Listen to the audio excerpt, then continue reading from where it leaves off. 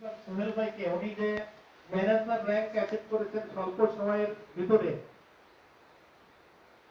কিভাবে করেছেন সকলের উদ্দেশ্যে অনুপ্রেরণামূলক কথা বলার জন্য বিনীত রিকোয়েস্ট করছি মোহাম্মদ রফিকুল ইসলাম সোহেল ভাই।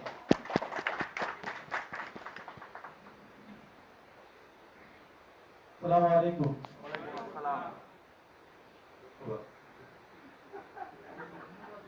আসসালামু আলাইকুম। ওয়ালাইকুম আসসালাম। রোজাদার বুঝতে পারছি, আমিও রোজা, আমরা রোজা, সুতরাং মিনিমাম সালামের অ্যান্সার দিতে যদি এত কার্পণ্যতা থাকে তাহলে সফলতা আসবে না। আমরা নিশ্চয়ই সবাই ভালো আছি নাকি? আলহামদুলিল্লাহ। এভরিবডি, সবার কাছ থেকে প্রত্যাশা করছি সবাইকে ভালো আছি। আলহামদুলিল্লাহ।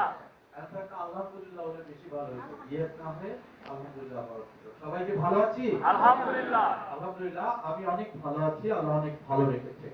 মহান সৃষ্টিকর্তার কাছে কৃতজ্ঞতা প্রকাশ করছি আজকে ম্যানেজার হিসাবে আপনাদের সামনে দাঁড়াতে পেরে। যদিও আমার প্রত্যাশার অনেক দেরি করে আমি ম্যানেজার হয়েছি, কারণ আমি একটা মফস্বল শহর, বাংলাদেশের ভিতরে বোধহয় সবচাইতে অবহেলিত দুর্বল শহর থাকলে সেটা বাগেরহাট। সেই শহর থেকে আমি মূলত বিজনেস করতাম।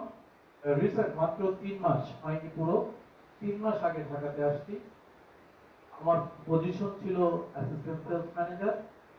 আমি 3 মাসে সফলতার সহিত ঢাকার মতো জায়গায় কাজ করতে সক্ষম হয়েছি বিধায় ম্যানেজার হতে পেরেছি।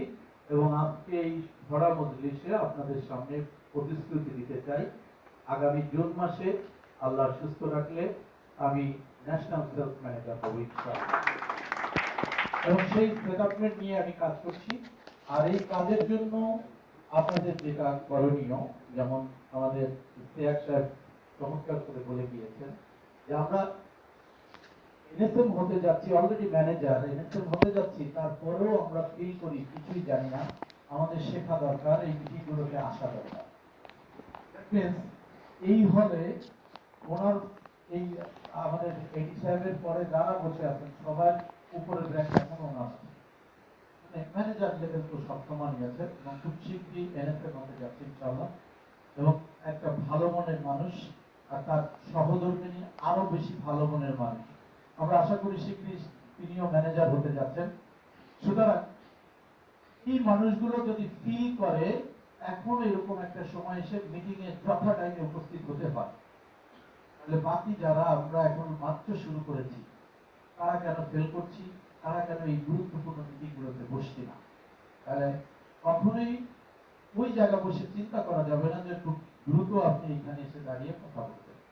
যদি বলতেই হয় তাহলে জ্বলে উঠতে হবে, আর জ্বলে উঠতে গেলে আপনাদের শিখতে হবে, শেখার কোনো বিকল্প নাই। সঙ্গত কারণে আপনাদের জায়গা থেকে আমার পক্ষ থেকে যে সাজেশন থাকবে, যেহেতু এই হলে একটু পরে আবার অন্য আরেকটা টিমের মিটিং রয়েছে, আমরা এই হলটা বেশিক্ষণ পাচ্ছি না, এটা আছে নাকি আছে না? আচ্ছা, তাহলে সঙ্গত কারণে আমাদের মূলত 3:30 পর্যন্ত আমরা এই হলটা ইউজ করার একটা চিন্তা ভাবনা করে আসছি।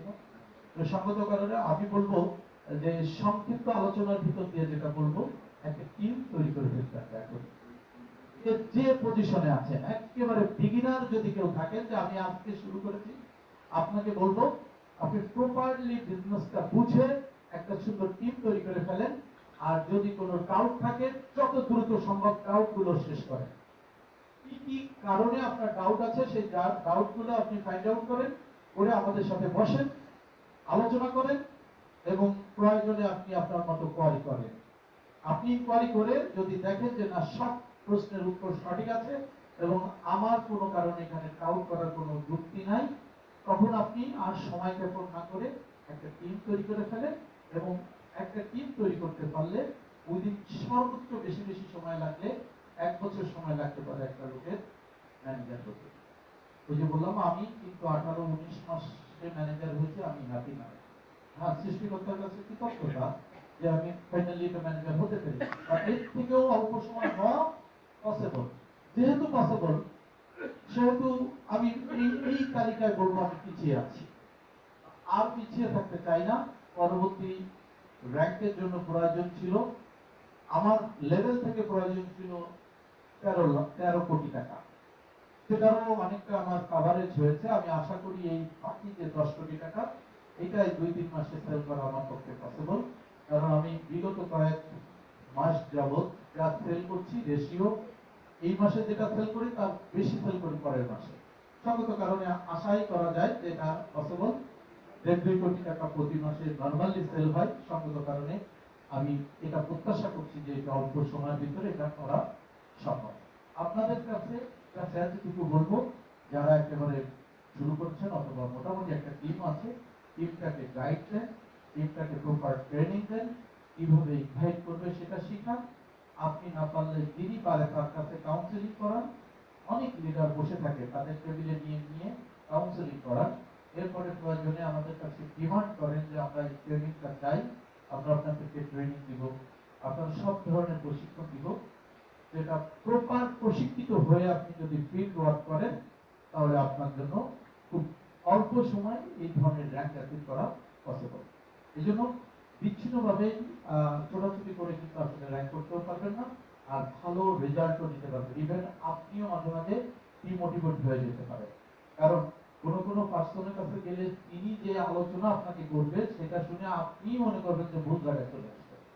কারণ আপনার ভিতরে কি নাই, ওনাকে হ্যান্ডেলিং করার পাওয়ার আপনার নাই, আপনি নিজেই তো জানেন না।